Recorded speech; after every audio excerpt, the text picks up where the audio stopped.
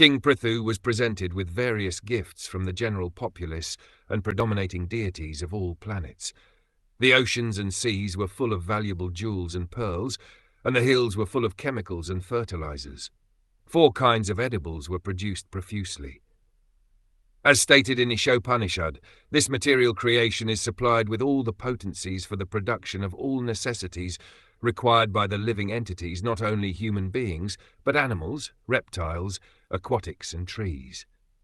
The oceans and seas produce pearls, coral, and valuable jewels so that fortunate law-abiding people can utilize them.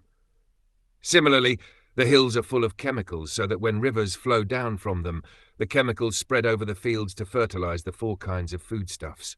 These are technically known as kavya, those edibles which are chewed, lehya, those which are licked up, kusya, those which are swallowed, and paya, those which are drunk.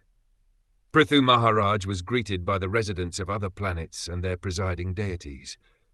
They presented various gifts to the king and acknowledged him as the proper type of king by whose planning and activities everyone throughout the universe could be happy and prosperous.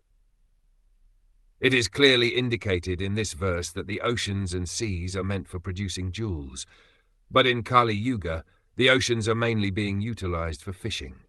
Shudras and poor men were allowed to fish, but the higher classes, like the Kshatriyas and Vaishyas, would gather pearls, jewels, and coral. Although poor men would catch tons of fish, they would not be equal in value to 1 piece of coral or pearl.